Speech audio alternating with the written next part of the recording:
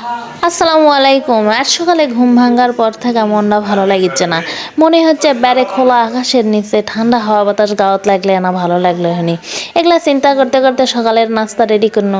সবাক নাস্তা টাস্তা করানো হয়ে গেলে ঘড়ির দিকে দেখা দেখি বেটার স্কুলের সময় হয়ে গেছে। মনে করনো বেটাকে স্কুলত থুয়াও আসি বেড়াও আসি। তা বের হয়ে পড়ল আমার স্বামীর হেলিকপ্টার লিয়া।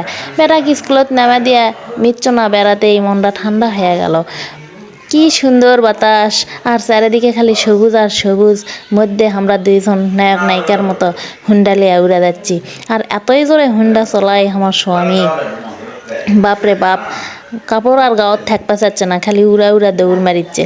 তারপরে মনে হয়ে গেল বাড়ির বাজার লাগবে, সৌর ওষুধ কিনা লাগবে। তাই চলে গেল সি অফিস মৌসুমি ফার্মেসিত। ওরে বাবা, ওষুধের কি দাম! আমি তো ডরাচ্ছি বাবা, বাড়ির যে এক গোলত ভুলকি দেওয়া লাগবে। আর কত ওষুধ কি সুন্দর করে সাদা সাদা থুছে, দেখতে তো আমার খুবই ভালো লাগলো। আর লেখা থুছে সিসি ক্যামেরার দ্বারা এই দোকান আর বাড়ি সংরক্ষিত। যাই হোক, আমাকে ওষুধ লওয়া শেষ।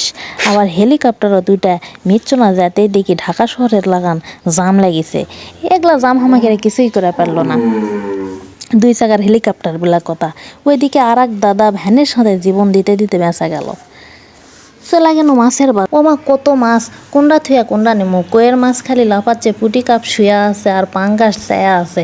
আমি করছি হামাক দেখার লাভ নাই, বড় মাছ আমি নেমো না।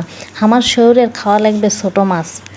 বিলাইয়ের মতো কাটা সুদ্ধা ডাক্তার কইছে। তাই আমার স্বামী বড় বড় মোয়ার মাছ বেচা বেচা লিচ্ছে। এক পোয়া মোয়ার মাছ 120 টাকা দিয়ে নিনু, আর হাফ কেজি ডেরকা আর মোয়া মিশালা নিনু 120 টাকা দিয়ে। চারিদিকে ছোট বড় আরও কত ধরনের মাছ আছে। মাছের টাকা টুকা দিয়া চলে গেল কাঁচা তরকারির দোকানত। যায় দেখি এক মুরব্বী চাচা হরেক রকম তরকারি লিয়া বসা আছে। দেখা মনে হচ্ছে খালি লেই আর লেই। মন চাইলেই তো আর লওয়া যাবে না, এত তরকারি একবারে কি করবো।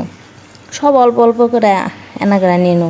হাফ কেজি পটল, হাফ কেজি ঢেঁড়স, একটা কুমড়া, শসা, লেবু, 1 কেজি পেঁয়াজ, আরও টুকিটাকি এটা ওটা নিনু। লিয়া চলে আনু বাড়িতে আসা আমি আর আমার শাউর মিলা মাছগুলা কুটা ধুয়ে নিনু। এখন রান্না করা শৌরক খিলানার পালা। শৌরের জন্য ডেরকার মাছ পুরপুরি করনু।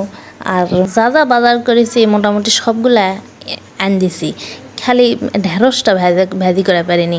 কুমড়া পুরপুরি করছি, পটল দিয়ে হাঁসের গোস্ত দিয়ে আন দিছি, মোয়ার মাছ ঝোল করেছি, আর ডেরকার মাছ তো পুরপুরি করিয়েছি, সেটা তো আগেই কোনো। আর 1 গাবলা ভাত রান্ধিছি। আমার ভিডিও যদি আপনি কেড়ে ভালো লাগে অবশ্যই লাইক কমেন্ট শেয়ার দিয়ে